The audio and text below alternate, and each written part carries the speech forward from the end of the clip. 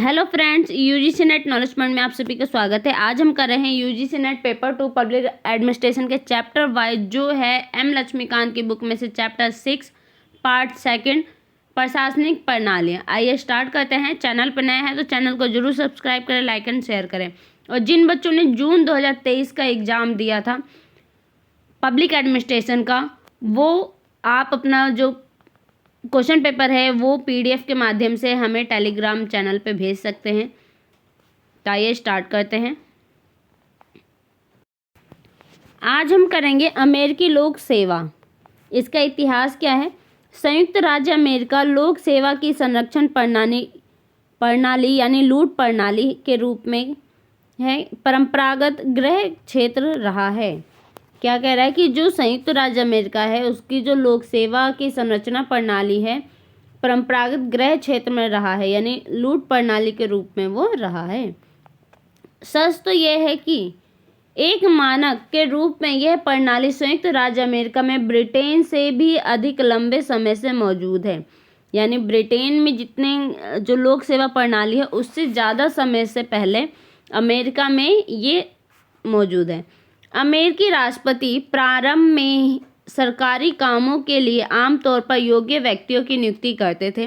भले ही उनका रुझान अपने राजनीतिक समर्थकों के पक्ष में रहता हो, लेकिन 18वीं सदी से 20वें दशक से लूट प्रणाली का विकास होने लगा, जिसमें राजनीतिक जीत के लिए सरकारी पद एक पूर्वापेक्षा बन गया और इसका प्रयोग राजनीतिक समर्थन के बदले पुरस्कार देने के लिए होने लगा।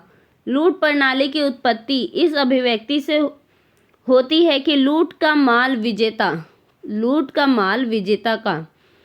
इस प्रणाली के अंतर्गत लोक सेवाओं के पदों का वितरण योग्यता, उपयोगिता या क्षमता के आधार पर नहीं, बल्कि चुनाव जीतने वाले राजनीतिक दल के समर्थकों और कार्यकर्ताओं के बीच किया जाता था। अतः जीतने के बाद अमेरिकी राष्ट्रपति अक्सर ही विरोधी दल द्वारा नियुक्त सरकारी अधिकारियों को भारी संख्या से बर्खास्त कर देते थे और उनकी जगह योग्यता या उपयुक्तता पर विचार किए बिना अपनी पार्टी के सदस्यों को नियुक्त कर देते थे।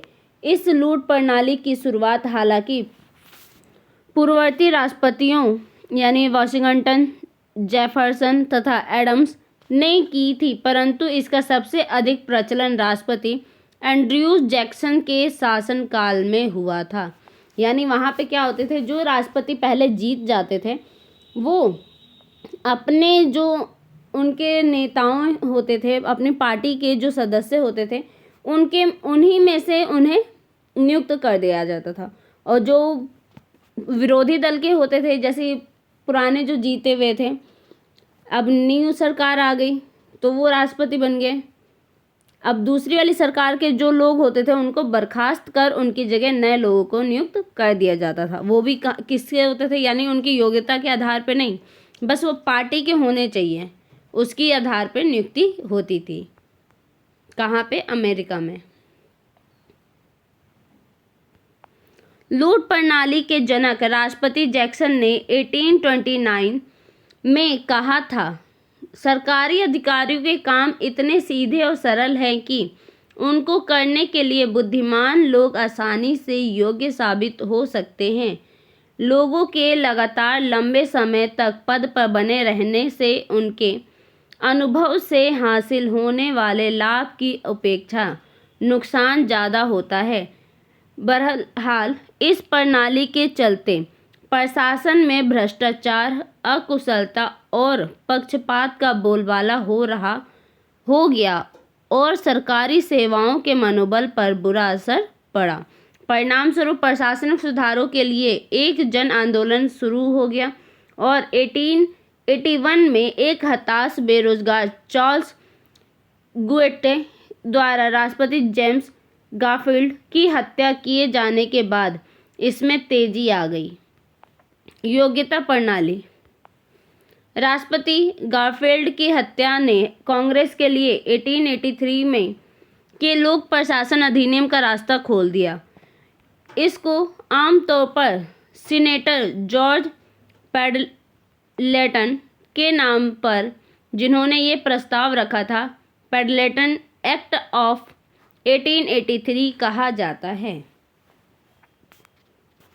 1883 के पेडलेटन एक्ट की महत्वपूर्ण विशेषता क्या रही थी? अगर वहाँ पे उस व्यक्ति ने राष्ट्रपति की हत्या नहीं की होती तो ये प्रणाली वहाँ पे शुरुआत नहीं होती। क्या विशेषता रही? इसने जैक्सनवादी लूट प्रणाली को आंशिक तौर पर ख़त्म कर दिया। जो जैक्सन के द्वारा शुरू किया गया था लूट प्रणाली, उसको पूरी तरीके से ख़त्म कर दिया। सेकंड है, इसने मजबूती से योग्यता प्रणाली अर्थात रोजगार के उस सिद्धांत को स्थापित किया जो खुले प्रतिस्पर्धात्मक परीक्षाओं पर आधारित था। इसने सरकारी सेवाओं को वर्गीकृत सेवाओं की श्रेणी में रखा और उनमें नियुक्ति के लिए तमाम प्रत्याशियों की परीक्षा तथा उपयुक्तता का निर्धारण करने हेतु संयुक्त राज्य लोक सेवा आयोग की स्थापना की। फोर्थ पॉइंट है, इसने सरकारी कर्मचारियों को राजनीतिक सेवा या भुगतान करने की बाध्यता से मुक्त किया। फिफ्थ पॉइंट है, इसने योग्यता प्रणाली को आंशिक आधार पर केवल राष्ट्रीय सरकार में स्थापित किया। यह राज्य अथवा स्थानीय सरकारी सेवाओं पर बिल्कुल लागू नहीं होती थी।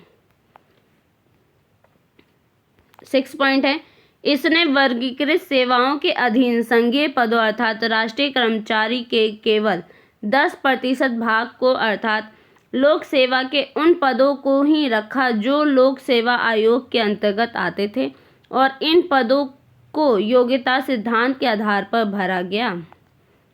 बाद में कांग्रेस द्वारा पारित कानूनों और राष्ट्रपति के प्रशासनिक आदेशों ने योग्यता सिद्धांत के दायरे का विस्तार कर दिया।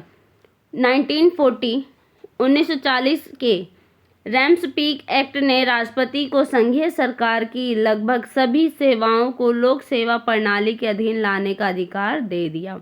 इससे योग्यता सिद्धांत और वर्गीकृत प्रणाली का आगे विस्तार हो गया और 1940 तक संघीय सरकार की 90% सेवाएं उस लोक सेवा प्रणाली के अंतर्गत आती थी जिनका जन्म संयुक्त राज्य अमेरिका में 1883 के पेडलेटन एक्ट द्वारा हुआ था। इसके बावजूद संयुक्त राज्य अमेरिका में आज भी 10,000 के लगभग ऐसी वरिष्ठ लोक सेवाएं हैं जिनको सुरक्षित सेवाएं माना जाता है और उनके पदों पर नियुक्तियां नए राष्ट्रपति के प्रत्येक चुनाव के बाद दलीय आधार पर की जाती है। इस प्रकार संयुक्त राज्य अमेरिका में लूट प्रणाली को पूरे तौर पर अभी तक खत्म नहीं किया गया है।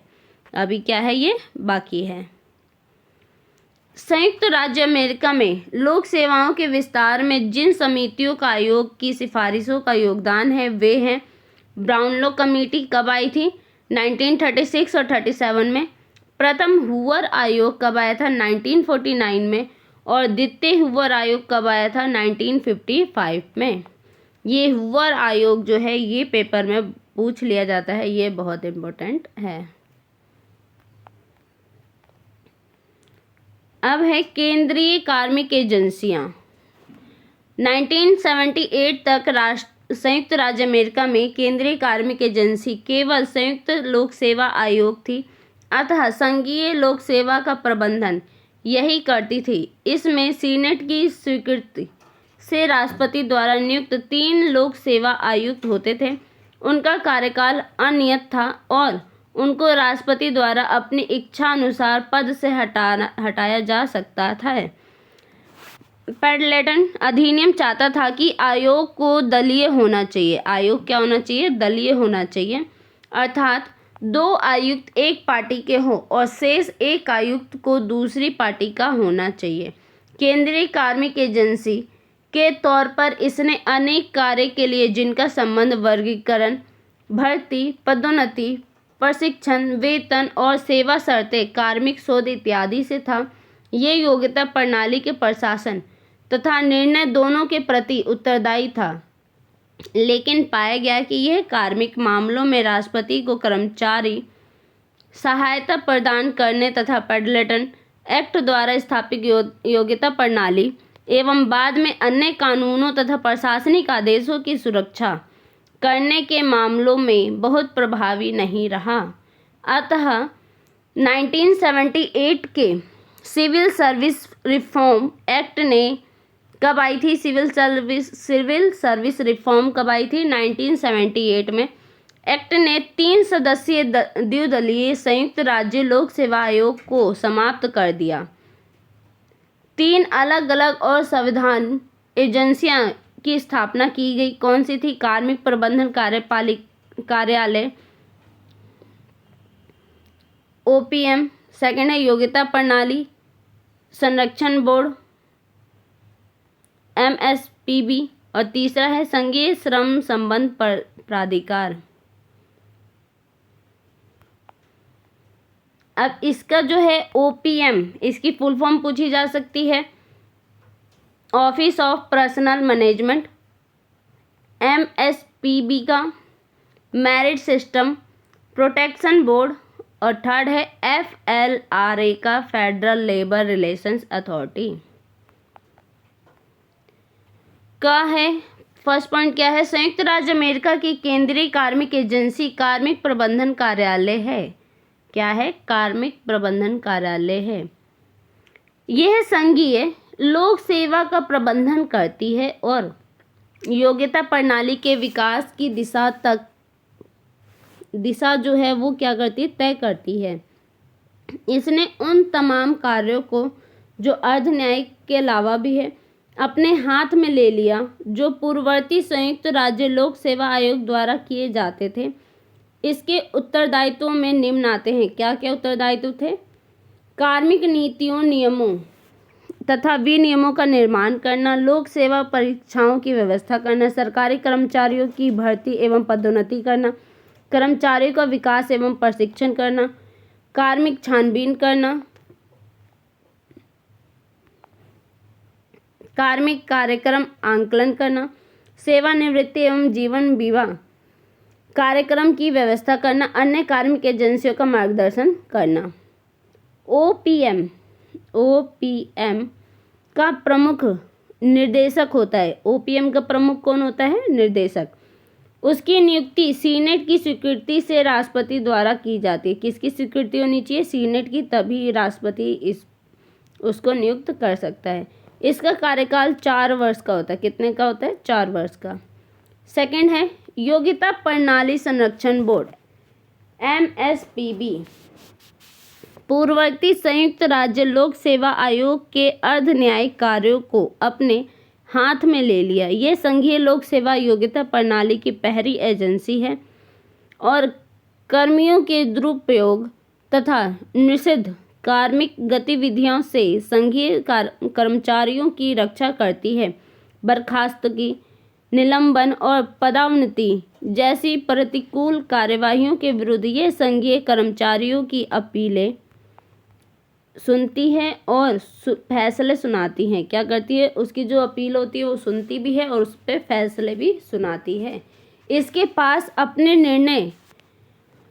निर्णयों को लागू करने तथा सुधारात्मक एवं अनुशासनात्मक कार्यवाही के आदेश देने की शक्तियां हैं। MSPB के 3 सदस्य होते हैं। उनकी नियुक्ति सीनेट की स्वीकृति से राष्ट्रपति द्वारा की जाती है। उनका कार्यकाल 7 वर्ष का होता है। पूर्ववर्ती लोक सेवा आयोग की तरह अपने गठन में यह भी द्विदलीय होता है। क्या होता है? ये द्विदलीय होता है।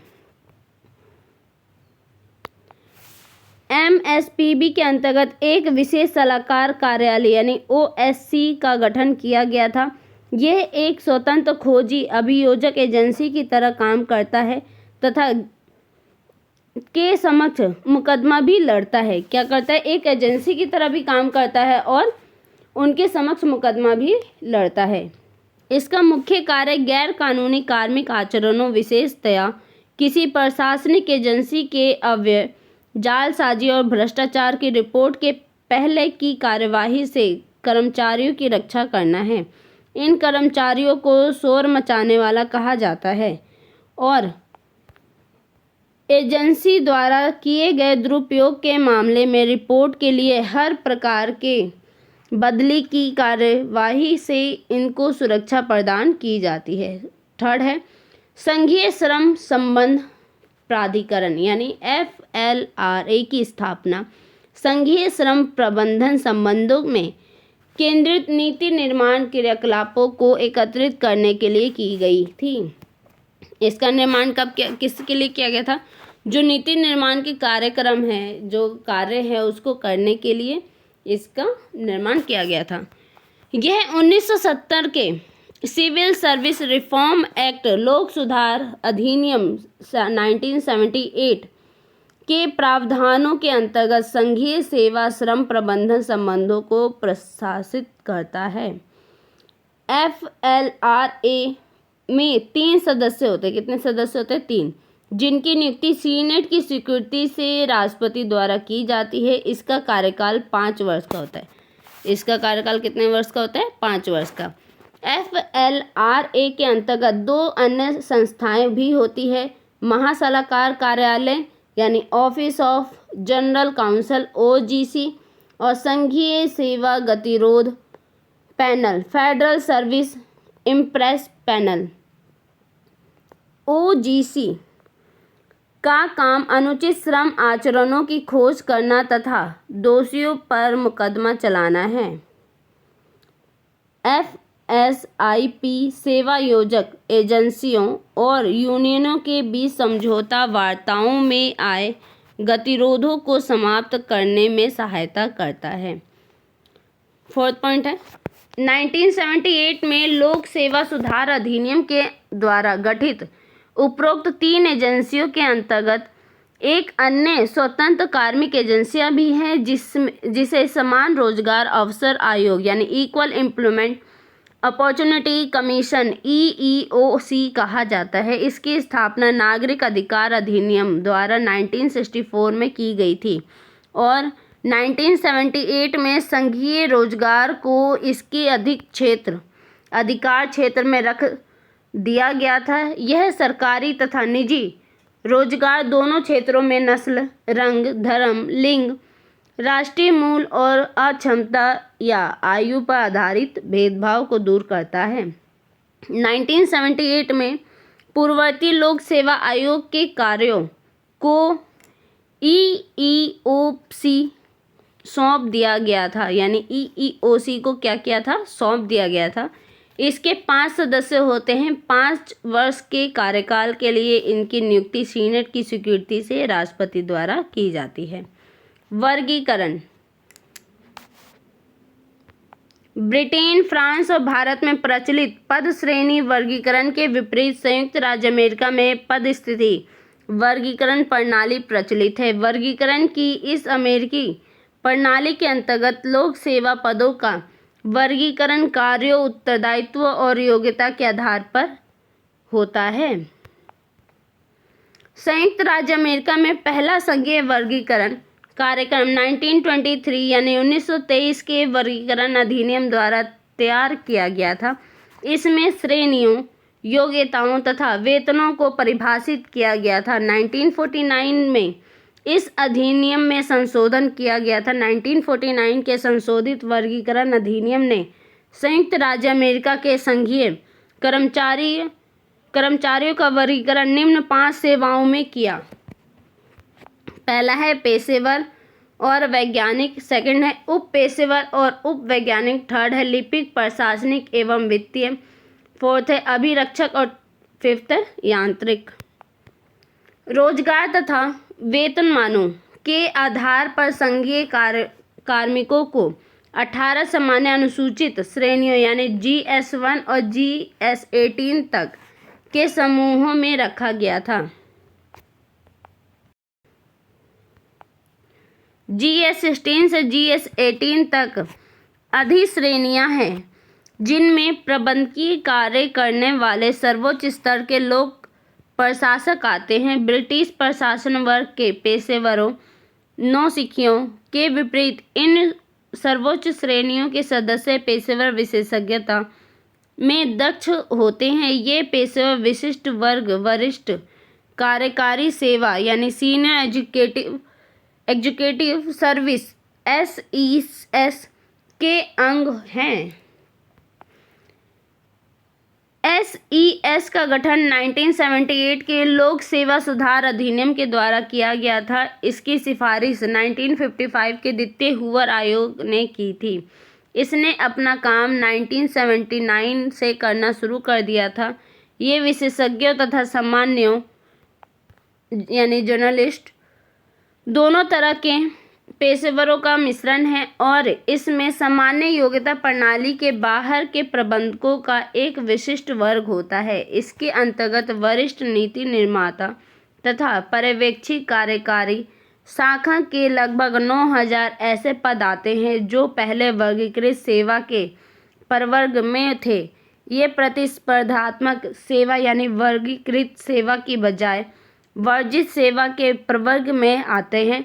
वर्जित सेवाएं लोक सेवा नियमों के दायरे में नहीं आती है और इनको बिना किसी परीक्षा के नियुक्ति द्वारा भरा जाता है, यानी बिना किसी परीक्षा के इनकी नियुक्ति की जाती है। भर्तियां। संयुक्त राज्य अमेरिका में भर्ती प्रणाली की विशेषता क्या है? फर्स्ट पॉइंट है संघीय सेवाओं के लिए लोक सेवा परीक्षा का संचालन OPM करता है। परीक्षाओं की प्रकृति प्रयोगात्मक होती है। सेकंड है इसके अंतर्गत एक पार्श्विक प्रवेश प्रणाली होती है। इससे लोक सेवाओं में सभी स्तरों पर सभी आयु वर्ग के प्रत्याशियों का प्रवेश आसान हो जाता है। इस प्रकार यह सरकार और निजी उपक्रमों के बीच आने जाने में प्रत्याशियों की मदद करती है। थर्ड है 4 तरह की परीक्षाएं होती है: लिखित, मौखिक, कार्य प्रदर्शन और पद विन्यास परीक्षा। अर्थात प्रत्याशियों का मूल्यांकन उनकी शिक्षा, प्रशिक्षण तथा अनुभव के आधार पर किया जाता है। फोर्थ पॉइंट है परीक्षाएं, जैसा कि उनको संयुक्त राज्य अमेरिका की प्रशासनिक शब्दावली में कहा जाता है, या सामूहिक होती है अथवा असामूहिक है।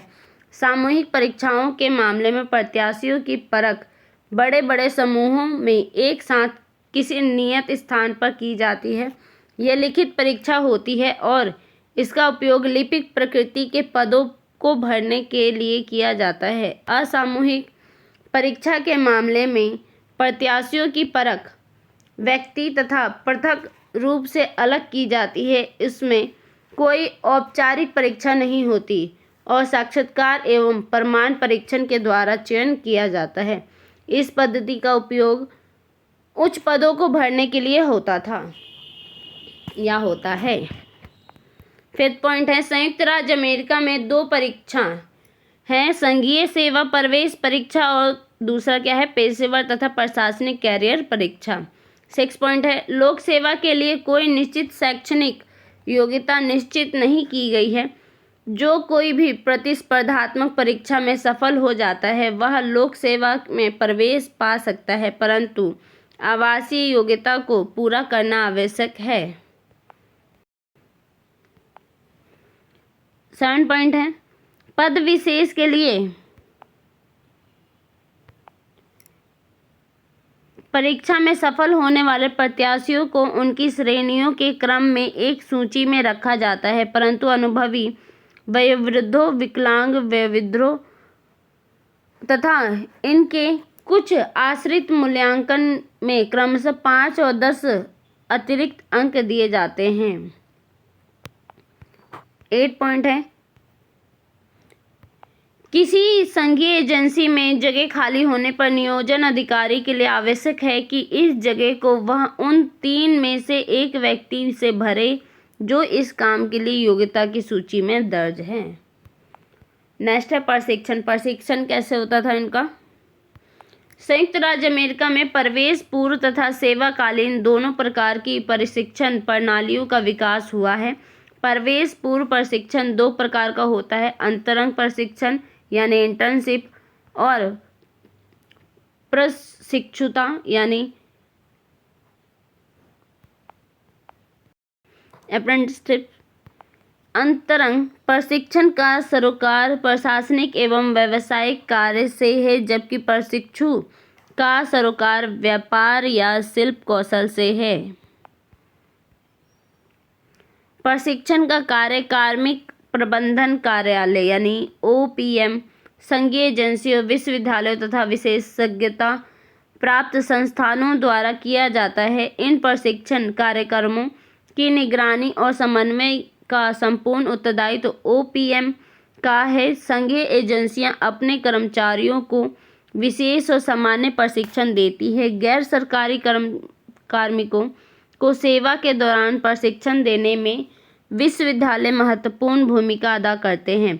असैनिक कर्मचारियों को प्रशिक्षण निम्न संस्थाएं प्रदान करते हैं। The Maxwell graduate school of citizenship and public affairs यानी सराकूज यूनिवर्सिटी जो है। सेकंड है the institute of public administration Michigan universities, the school of public and business administration Cornell university, the Wharton school Pennsylvania university, Pennsylvania university, the school of business and civil administration Columbia university, the Harvard school of public administration and the national institute of public affairs Washington. 1938 में राष्ट्रपति द्वारा जारी एक प्रशासनिक आदेश में कहा गया था कि पर्यवेक्षक लोक सेवकों को भी प्रशिक्षण देने की व्यवस्था की जानी चाहिए।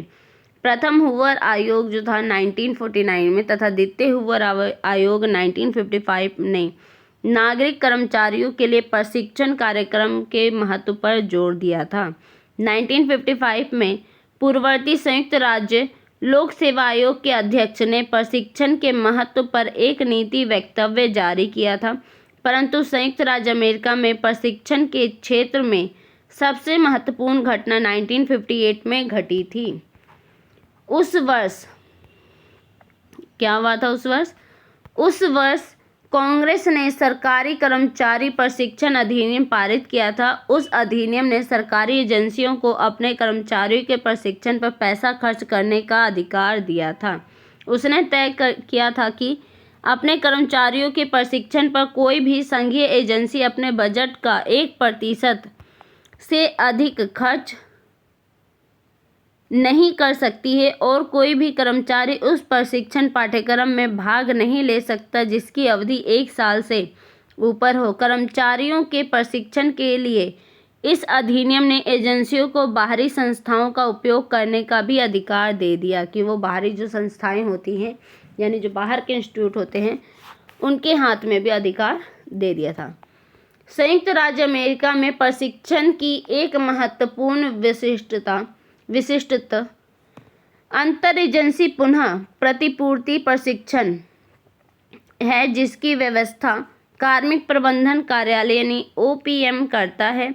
इस प्रशिक्षण कार्यक्रम में OPM संघीय एजेंसियों को प्रशिक्षण कार्यक्रम उपलब्ध कराता है और प्रयोजक एजेंसी से शुल्क लेता है। इन कार्यक्रमों में अनेक विषय शामिल किए जाते हैं जैसा कि प्रबंधन विज्ञान, वित्तीय प्रबंधन, कार्मिक प्रबंधन, कार्यप्रणाली अनुसंधान, प्रशिक्षकों को प्रशिक्षण, संचार, स्वचालित आंकड़ा प्रसंस्करण इत्यादि।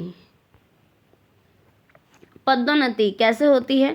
पदोन्नति के लिए कार्यकुशलता का माप करने वाली एक प्रणाली काम करती है। कार्यकुशलता निर्धारण 4 प्रकार से किया जा सकता है।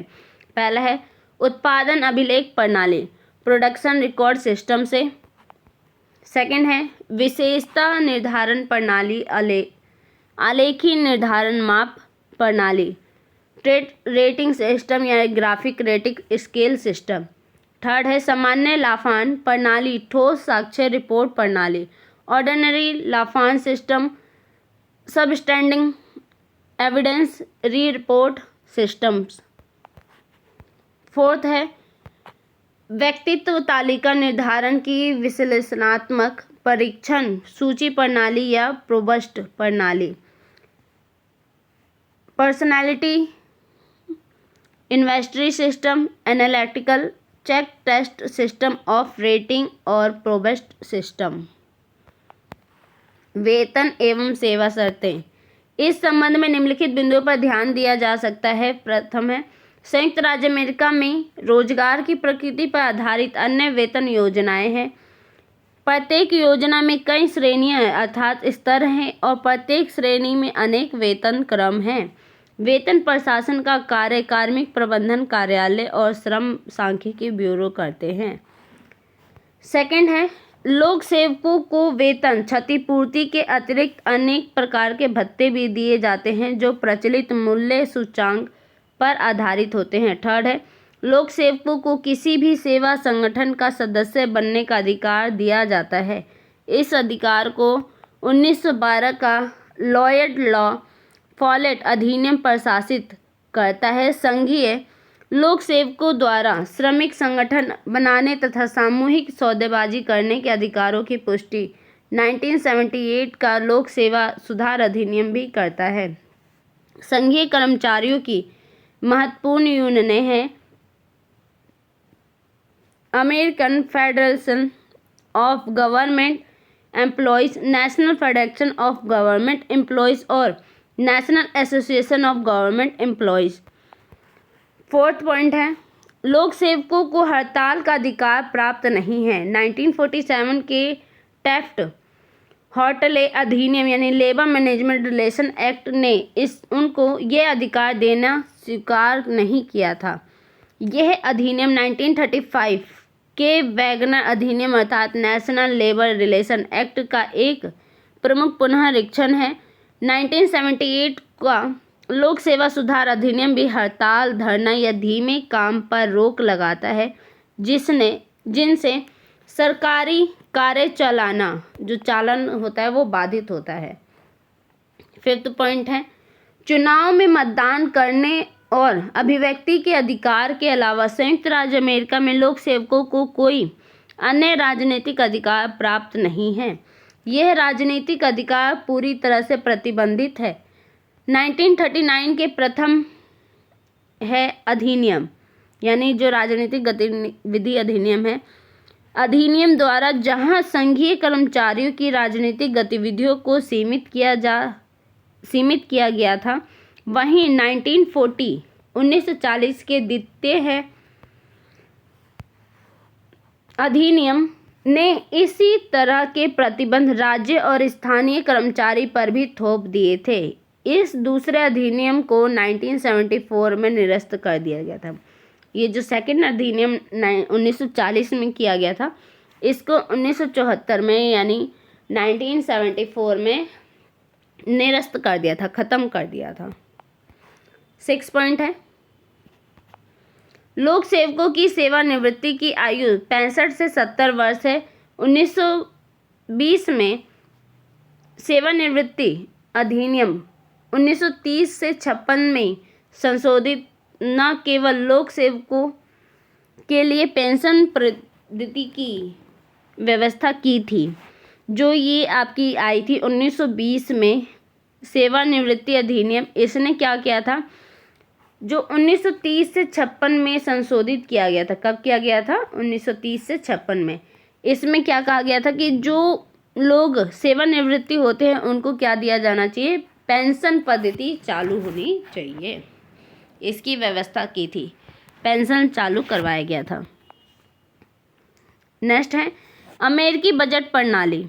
राष्ट्रीय संयुक्त राज्य अमेरिका के केंद्रीय वित्तीय एजेंसी प्रबंधन एवं बजट कार्यालय OMB है। बजट की तैयारी और उसके प्रबंधन का उत्तरदायित्व इसी पर है। इसका गठन 1970 के दशक प्रशासनिक आदेश द्वारा ब्यूरो ऑफ बजट का स्थान लेने के लिए किया गया था, जिसकी स्थापना 1921 के बजट एवं अकाउंटिंग एक्ट द्वारा की गई थी। OMB राष्ट्रपति के प्रशासनिक कार्यालय EOP का अंग है। वित्तीय प्रबंधन में यह राष्ट्रपति के कर्मचारियों की एक प्रमुख एजेंसी है। इसका प्रमुख एक निर्देशक होता है जिसकी नियुक्ति सीनेट की स्वीकृति से राष्ट्रपति द्वारा की जाती है।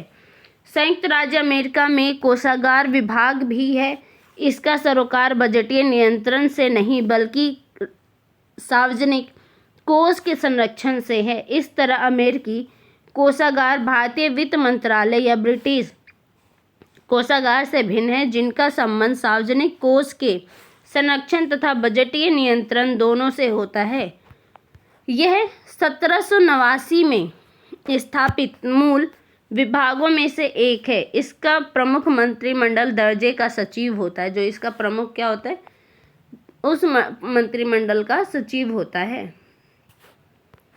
संयुक्त राज्य अमेरिका की बजट प्रणाली और वित्तीय प्रबंधन के संबंध में निम्न बिंदुओं पर भी ध्यान दिया जा सकता है।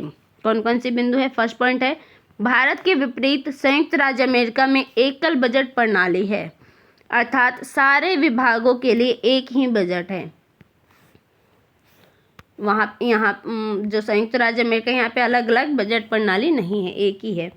सेकंड है, ब्रिटेन और भारत के विपरीत संयुक्त राज्य अमेरिका में वित्तीय वर्ष 1 जुलाई से शुरू होकर अगले वर्ष 30 जून को समाप्त होता है। कब शुरू होता है, कब समाप्त? तो 1 जुलाई से शुरू होकर 30 जून को समाप्त होता है। थर्ड पॉइंट है, सारे विभागों में बजट अनुमानों की तैयारी गर्मियों में शुरू हो जाती है। इन अनुमानों को OMB सितंबर के माध्यम से प्राप्त करता है, यानी उसे सितंबर में ये प्राप्त करता है। फोर्थ पॉइंट है, राष्ट्रपति बजट को जनवरी के मध्य में प्रतिनिधि सभा के समक्ष प्रस्तुत करता है। फिफ्थ पॉइंट है, भारत और ब्रिटेन के विपरीत संयुक्त राज्य अमेरिका में कोई बजट भाषण नहीं होता। शक्तियों के विभाजन के सिद्धांत के कारण कांग्रेस में अमेरिकी कार्यपालिका का प्रतिनिधित्व नहीं होता है। सिक्स पॉइंट है, विनियोजन समिति की राय लेने के लिए प्रतिनिधि सभा बजट को उसके पास भेजती है। अनुमानों की विस्तार पूर्वक छानबीन करने के लिए यह समिति अपने आप को विभागों के आधार पर उप समितियों में विभाजित कर लेती है। 7 पॉइंट है, प्रतिनिधि सभा में पारित हो जाने के पश्चात विनियोग विधेयकों को सीनेट के पास भेजा जाता है। सीनेट भी उनको विनियोग समिति के पास भेज देती है। अनुमानों को लेकर दोनों सदनों के बीच उठने वाले मतभेदों का निपटारा करने के लिए एक सम्मेलन समिति की गठन किया जाता है। 8 पॉइंट है, प्रतिनिधि सभा में उपाय एवं साधन समिति तथा सीनेट में वित्त समिति राजस्व उपायों पर विचार करती है। इस मामले में मतभेदों का समाधान सम्मेलन समिति द्वारा ही किया जाता है। 9 पॉइंट है, स्थानीय दबावों के चलते कांग्रेस का प्रत्येक सदस्य अपने निर्वाचन क्षेत्र के लिए अधिकतम भाग हासिल करने की कोशिश करता है। अतः अधिक से अधिक हिस्सा लेने के लिए अपने संघर्ष में वे एक दूसरे से सहयोग करते हैं और एक दूसरे के पक्ष का समर्थन करते हैं। इसे ट्रंक बैरल यानी सरकारी खजाने में कोष और लॉग रोलिंग परस्पर समर्थन कहा जाता है।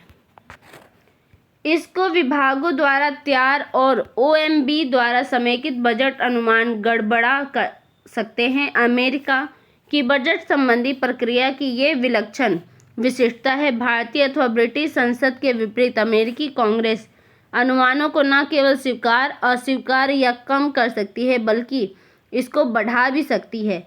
अतः कार्यपालिका इस बात को लेकर हमेशा सुनिश्चित नहीं रहती कि कांग्रेस द्वारा बजट को क्या स्वरूप दिया जाएगा। भारत और ब्रिटेन के विपरीत वित्त मामलों में अमेरिकी सीनेट और प्रतिनिधि सभा के अधिकार बराबर होते हैं। हालांकि वित्तीय विधेयक केवल प्रतिनिधि सभा में उत्पन्न होते हैं, परंतु सीनेट को उनको स्वीकार या अस्वीकार करने का अधिकार रखती है। जो सीनेट है उसको स्वीकार भी कर सकती है और अस्वीकार भी। 12 पॉइंट है, अमेरिकी कांग्रेस बहुत से विनियोग तथा वित्त विधेयकों को पारित करती है। अतः भारत और ब्रिटेन, जहां एक ही विनियोग विधेयक तथा एक ही वित्त विधेयक पारित किया जाता है, की तुलना में अमेरिका में बजट अनुमानों पर मतदान की प्रक्रिया कम केंद्रीकृत है।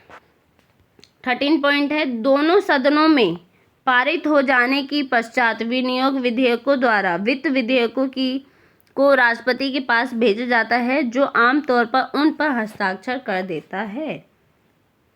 14 पॉइंट है, 1921 यानी 1921 के बजट और लेखा विधि अधिनियम ने एक स्वतंत्र एजेंसी केंद्रीय लेखा विधि कार्यालय सेंट्रल अकाउंटिंग ऑफिस CAO का निर्माण किया है, जिसका कार्य राष्ट्रीय सरकार की खर्चों को नियंत्रित करना और उनकी लेखा परीक्षा ऑडिट करना है। इसका प्रमुख महालेखा नियंत्रक होता है और उसकी नियुक्ति सीनेट की सहमति से राष्ट्रपति द्वारा की जाती है। उसका कार्यकाल 15 वर्ष से 70 वर्ष की आयु पूरी होने तक होती है।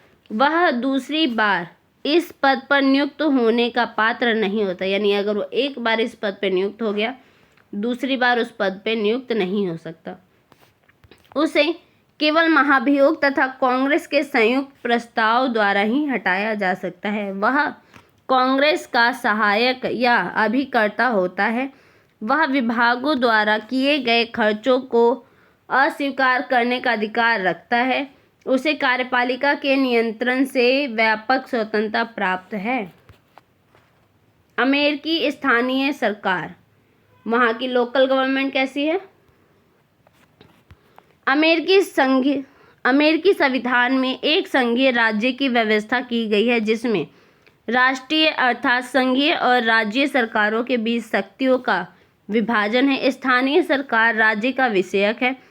प्रत्येक राज्य ने इतिहास, अनुभव और परिस्थितियों के आधार पर स्थानीय सरकारों को अपनी प्रणाली स्थापित की है। अतः संयुक्त राज्य अमेरिका में स्थानीय सरकार की इकाइयों के नाम, संगठन और कार्य एक राज्य से दूसरे राज्य में भिन्न है, या शब्दों में स्थानीय सरकार की अमेरिकी प्रणाली की विशेषता समानता नहीं अपितु भिन्नता है। वहाँ की समानता नहीं अपितु क्या है? भिन्नता है। इसकी एक अन्य विशेषता यह है कि इन इकाइयों को उच्च स्तर की स्वायत्तता प्राप्त है। वास्तव में ये स्थानीय सरकार की ब्रिटिश इकाइयों से अधिक स्वायत्त है। वर्तमान में संयुक्त राज्य अमेरिका में स्थानीय सरकार की निम्न इकाइयाँ कौन कौन सी इकाई हैं? काउंटी या ग्रामीण, नगर यानी नगर पालिका, थर्ड है कस्बा और नगर क्षेत्र, और फोर्थ है विशेष जनपद।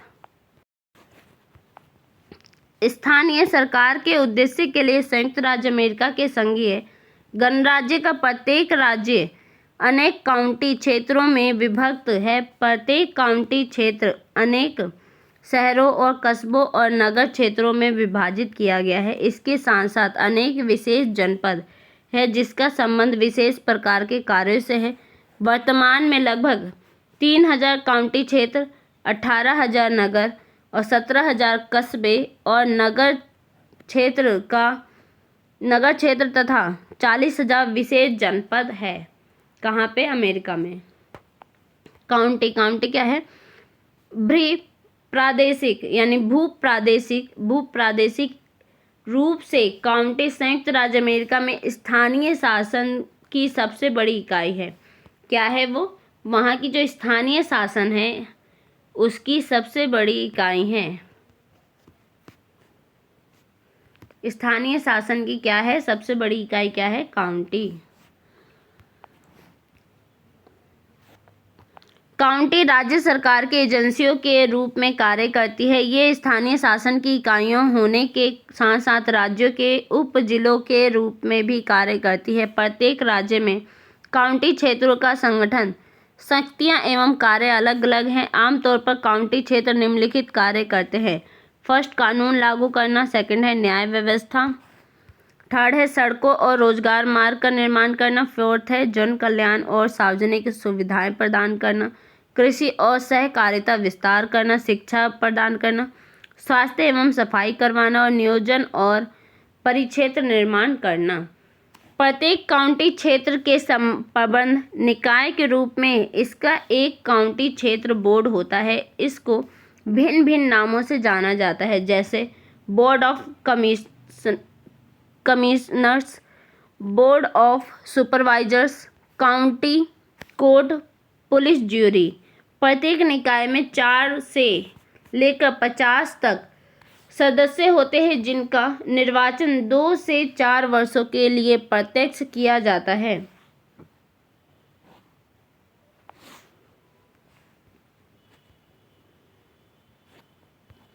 सामान्यतः यह एक अध्यक्ष का चुनाव करता है, जो सभापति के रूप में काम करता है। निकाय के पास नियम बनाने तथा कुछ प्रशासनिक अधिकार होते हैं। प्रशासनिक सत्ता के रूप में बोर्ड के अलावा प्रत्येक काउंटी क्षेत्र में अनेक अधिकारी होते हैं, जैसे कि शरीफ यानी शासनाधिकारी, लिपिक, क्रोनर क्या होते हैं, राज्य संपादिकारी होते हैं, अधिवक्ता, लेखा परीक्षक, अभिलेखपाल, सर्वेक्षक, खजांची, कर निर्धारक, स्कूल अधीक्षक और न्यायाधीश इत्यादि। ये कहाँ होते हैं? काउंटी में होते हैं। किस में होते हैं? काउंटी में। इन अधिकारियों का चुनाव प्रत्यक्ष लोक द्वारा सामान्यतः 2 वर्षों के लिए किया जाता है। ये अपने प्रशासनिक अधिकारों का उपयोग बोर्ड से स्वाधीन रूप से करते हैं। सेकंड है नगर।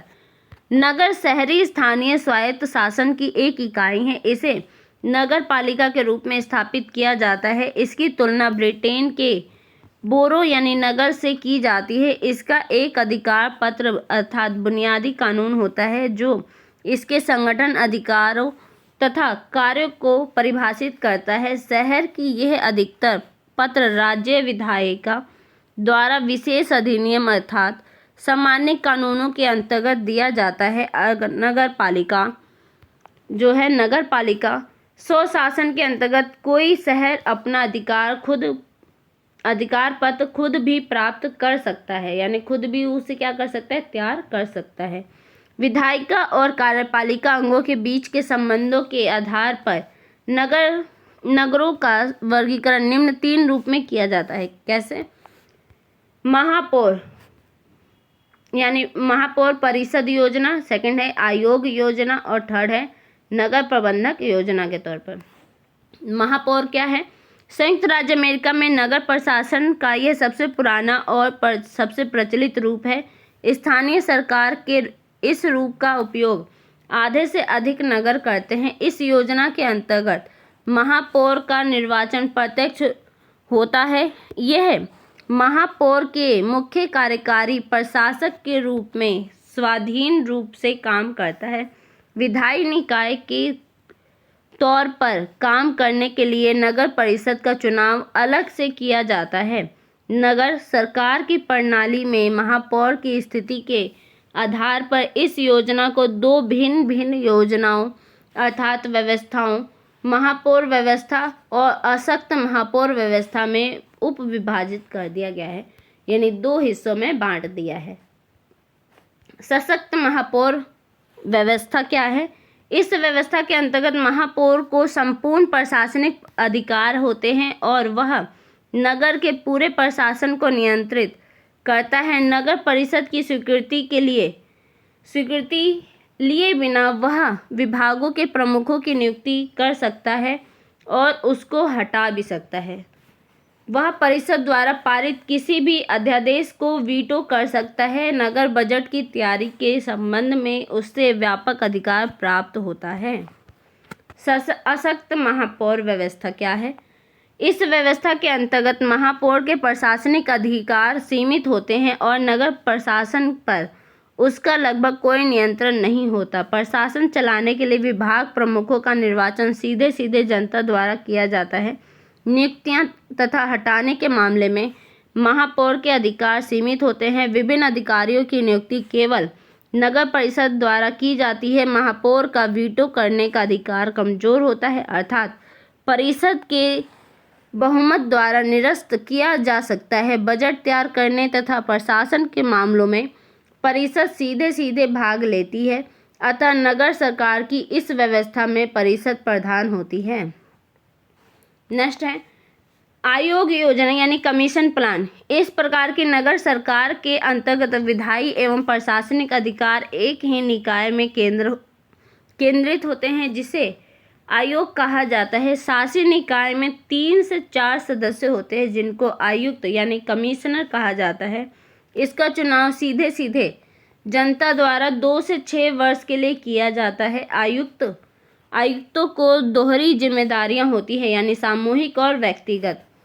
सामूहिक रूप से वे नगर परिषद यानी विधायी निकाय के रूप में काम करते हैं, नीतियों का निर्धारण करते हैं, आदेश जो होता है उसे पारित करते हैं तथा खर्चों पर नियंत्रण करते हैं।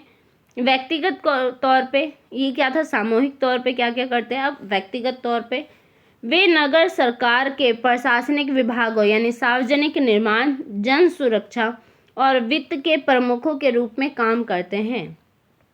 आयुक्त अपने बीच में से एक व्यक्ति को महापौर के रूप में चुनते हैं, जो मुख्य प्रशासक का काम करता है। महापौर का पद एक औपचारिक नेतृत्व बनकर रह जाता है। वह नगर सरकार का एक नामधारी प्रमुख होता है। नगर प्रबंधक योजना, इस परिषद प्रबंधन व्यवस्था भी कहते हैं। इसे क्या कहते हैं, परिषद प्रबंधक व्यवस्था भी कहते हैं। नगर सरकार के इस रूप के अधीन 5 से 7 सदस्य वाली एक परिषद होती है, जिनका चुनाव प्रत्यक्ष 2 से 4 वर्षों के लिए किया जाता है। यह निर्वाचित परिषद विधायी निकाय का काम करती है। अपने सदस्यों के बीच से परिषद महापौर चुनती है। इसके सभापति के रूप में कार्य करता है, परंतु इसके पास कोई प्रशासनिक अधिकार और कार्य नहीं होते। वास्तव में यह नाममात्र का प्रमुख होता है। नगर परिषद व्यावसायिक प्रशासक की नियुक्ति करती है, जिसे नगर प्रबंधक कहते हैं।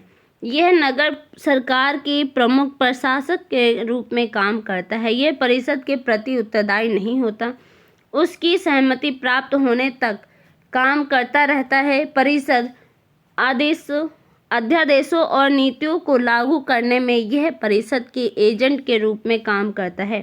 प्रबंधक विभागों प्रमुखों की नियुक्ति कर सकता है, हटा सकता है। वह नगर सरकार का बजट बनाता है और उसे परिषद के समक्ष प्रस्तुत करता है। इस प्रकार नगर प्रबंधक योजना नगर सरकार को एक शक्तिशाली परिषद और प्रशासनिक उत्तरदायित्वों के साथ एक कमजोर महापौर प्रदान करता है, क्योंकि पूरा नगर एक पेशेवर प्रशासक के हाथों में रहता है, जिसको परिषद द्वारा अपनी इच्छा अनुसार नियुक्त किया और हटाया जा सकता है। कस्बा और नगर क्षेत्र, कस्बा और नगर क्षेत्र यह नगर क्षेत्र के उपमंडल और ग्रामीण तथा अर्ध शहरी क्षेत्रों में स्थानीय सरकार की प्रधान इकाई है। क्या है, प्रधान इकाई है वहाँ की। कस्बों के शासी निकाय को कस्बा सभा या टाउन मीटिंग कहते हैं। कस्बे के सभी योग्य मतदाता इसके सदस्य होते हैं। आमतौर पर इसकी बैठक साल में एक बार होती है और स्थानीय प्रशासन चलाने के लिए एक बोर्ड तथा अन्य अधिकारियों कार्मिकों का चुनाव करती है। इस कस्बे में प्रत्यक्ष जनतंत्र को काम करते हुए देखा जा सकता है। नगर क्षेत्र के शासी निकाय को बोर्ड ऑफ सुपरवाइजर्स या बोर्ड ऑफ ऑडिटर्स अथवा एडवाइजरी बोर्ड कहा जाता है। इस छोटे से चुने हुए निकाय में लगभग 3 सदस्य होते हैं, जो अध्यादेश और बजट पारित करते हैं तथा स्थानीय प्रशासन चलाने के लिए अधिकारियों की नियुक्ति करते हैं। विशेष जनपद, ये स्थानीय सरकार की एक इकाई है, जिसकी स्थापना किसी एक सेवा विशेष को उपलब्ध कराने के लिए की जाती है। यह इकाई किसी विशेष कार्य को करने के लिए विशेषीकृत तंत्र उपलब्ध कराती है और स्थानीय सरकार में उच्च स्तरीय लचीलापन लाती है। इस प्रकार के जनपद स्थानीय सरकार की नियत इकाइयों गांव, नगर, कस्बा इत्यादि के अधिकार क्षेत्र के पार जाते हैं। ग्रामीण और शहरी क्षेत्र दोनों में फैले ये विशेष जनपद पूरे देश में मौजूद है। विशेष जनपद अर्थात एक उद्देशीय जनपद का निर्माण शिक्षा, सफाई, अग्नि सुरक्षा, भूमि संरक्षण, जल मनोरंजन, गृह निर्माण, बाढ़ नियंत्रण इत्यादि के लिए किया जाता है। जनपदों में लोगों की सहमति के साथ इसका गठन राज्य के कानूनों के अंतर्गत अर्ध नगर निकाय संगठन के तौर पर किया जाता है। इस विशेष जनपदों में सबसे पुराने और अधिक संख्या वाले स्कूल जनपद की है, जिसका काम स्कूलों की देखरेख करना है। वर्तमान में लगभग 40,000 विशेष जनपदों में 15,000 स्कूल जनपद हैं। विशेष जनपदों का प्रबंधन छोटे निकायों द्वारा किया जाता है, जो अधिकांशतः निर्वाचित होते हैं, परंतु इनको नियुक्ति भी किया जा सकता है। क्या किया जा सकता है? नियुक्ति भी की जा सकती है। इन निकायों के पास कर लगाने और बंधन पत्र जारी करने यानी बॉन्डिंग का अधिकार होता है। आज के लिए सिर्फ इतना ही। वीडियो अच्छी लगे तो लाइक कीजिए, शेयर कीजिए, सब्सक्राइब कीजिए। धन्यवाद।